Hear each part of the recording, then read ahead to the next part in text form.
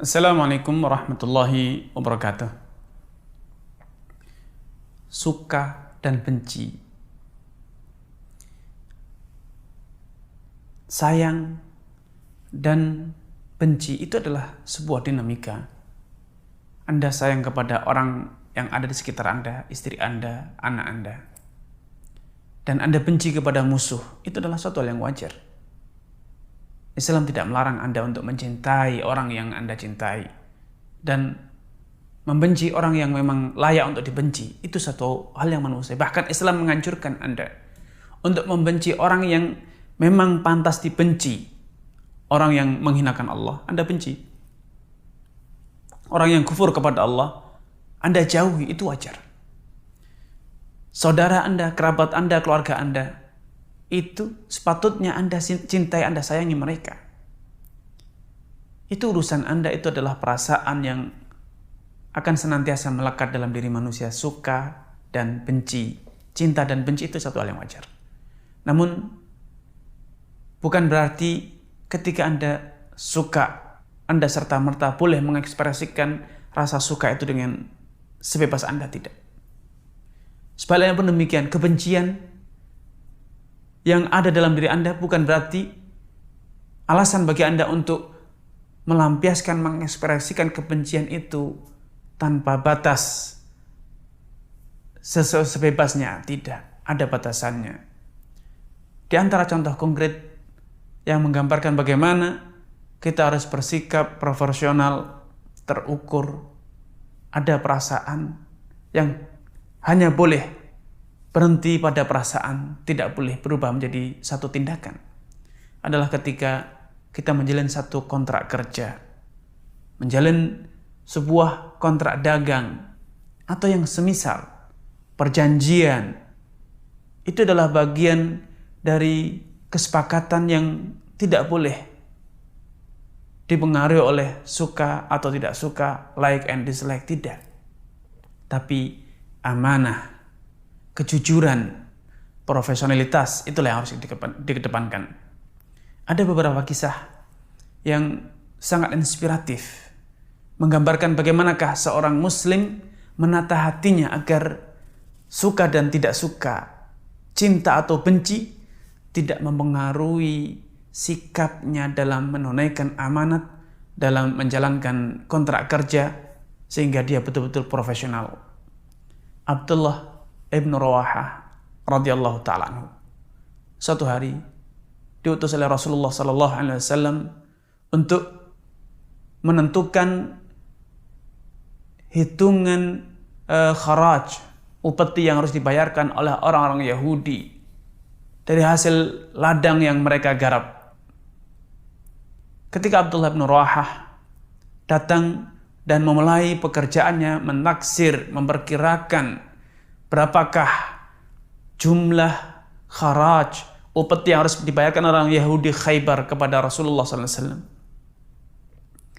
Tiba-tiba orang-orang Yahudi datang dan berkata kepada Abdullah bin Rawahah dengan membawa sejumlah uang, sejumlah dinar. Seakan-akan mereka ingin menyuap Abdullah bin Rawahah. Mereka berkata, "Khafif anna kharsana," katanya. Ringankan takarannya, ringankan taksirannya, agar upeti yang harus kami bayarkan itu tidak terlalu berat, tidak terlalu besar.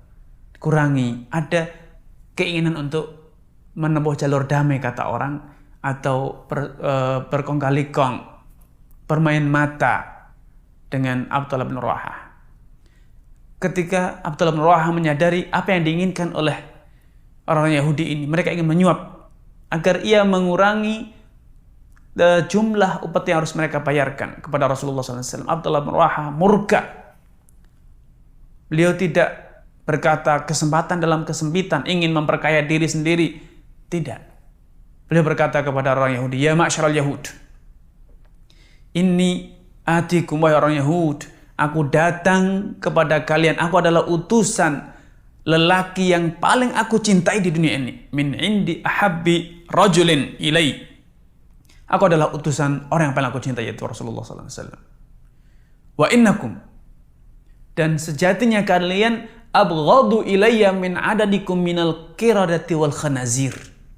Dan sungguhlah kalian itu lebih aku benci dibanding kera dan babi. Kalian adalah orang yang paling aku benci. Aku lebih benci kepada kalian dibanding babi ataupun kera. Wala yahmiluni hubbi iyah. Namun demikian, cintaku kepada Rasulullah SAW wa bughdi iyyakum, dan kebencianku kepadamu, itu tidak menjadikan aku bersikap curang. La yahmiluni dzalika ala an ahifa alaikum. Kecintaanku kepada Rasulullah SAW, kebencianku kepada kalian, itu tidaklah mempengaruhi aku untuk tetap bersikap adil, tidak menjadikan aku curang atau berbuat semena-mena terhadap kalian. Ketika orang Yahudi mendengar jawaban respon dari Abdullah bin Rawahah atas keinginan mereka menyuap Abdullah bin Rawahah, mereka berkata, menimpali penegasan Abdullah bin Rawahah dengan berkata, bihadza qamatis samawati wal ard. Dengan sikap semacam inilah dunia, langit dan dunia menjadi tegak, keadilan menjadi terwujud, kemakmuran menjadi terwujud. Satu kisah inspiratif. Bagaimanakah seorang muslim menunaikan amanah? Amanah ditunaikan tanpa dipengaruhi oleh like and dislike, suka dan tidak suka, cinta ataupun benci. Amanah ditunaikan profesional sesuai dengan ketentuan yang berlaku, sesuai dengan kesepakatan yang berlaku. Kisah yang kedua yang sangat inspiratif. Hudzaifah ibnul Yaman suatu hari berjalan pulang dari umrah dari kota Mekah menuju kota Madinah. Di tengah jalan, kedua orang ini, Hudzaifah ibnul Yaman dan ayahnya yang bernama Husail radhiyallahu ta'ala anhuma, yang kemudian dikenal dengan sebutan Yaman. Ketika di tengah jalan, keduanya ditangkap dan ditawan oleh orang-orang Quraisy. Yang kala itu Quraisy bersama Rasulullah SAW sedang berperang dalam perang Badar. Mereka sedang berperang.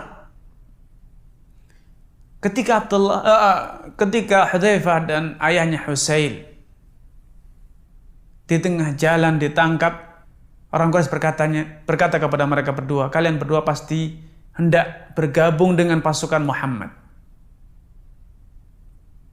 Ternyata jawaban Hudzaifah bin Yaman kepada mereka, tidak, kami tidak ingin bergabung.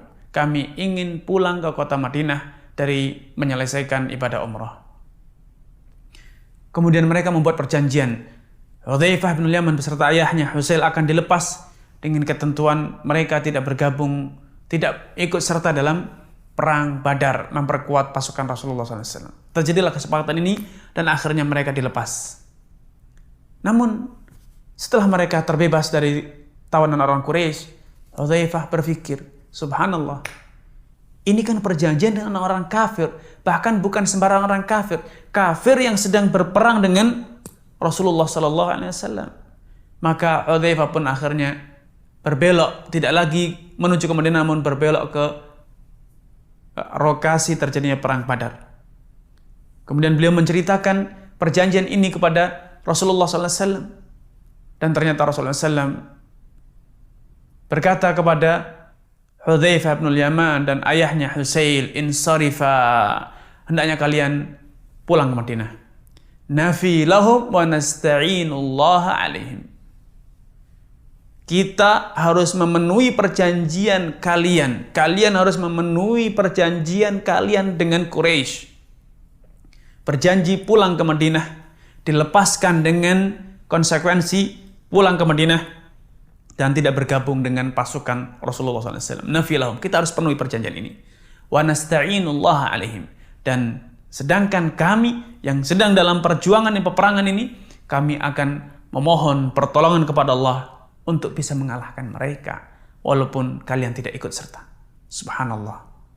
Dalam kondisi semacam ini, perjanjian sampai pun dengan orang kafir bukan sembarang orang kafir, kafir yang sedang berperang dengan kaum muslimin, ternyata Rasulullah SAW mengajarkan kita untuk menepati janji, tidak sembarang, tidak ceroboh dalam mengingkari janji hanya karena apa? Karena partner kita, orang yang berjanji dengan kita, kontrak kita adalah kontrak antara muslim dan kafir. Tidak. Janji adalah janji yang harus ditepati. Sampai pun pihak yang menjalin kontrak dengan kita, menerima janji kita adalah orang kafir, tetap janji harus dipenuhi. Inilah contoh konkret bagaimanakah seorang muslim memenuhi janji. Masih adakah bagi Anda alasan untuk berkata, dia kan orang kafir? Masih adakah alasan bagi Anda untuk berkata, dia kan bukan dari kelompokku, dia kan orang yang berbuat dosa, dia kan orang yang bergelimang dalam kemaksiatan, dalam kegiatan bid'ah atau yang lainnya? Subhanallah. Saya yakin tidak ada alasan bagi siapapun untuk berkata demikian setelah mengetahui bagaimana Rasulullah SAW ternyata masih tetap memenuhi janji. Karena janji, innal ahda kana mas'ula, setiap janji pasti akan dimintai pertanggungjawabannya di hadapan Allah Subhanahu wa taala. Anda tepati ataupun Anda ingkari. Anda tepati, maka Anda akan mendapatkan pahala. Anda ingkari, maka Anda akan mendapatkan dosa. Wassalamualaikum warahmatullahi wabarakatuh.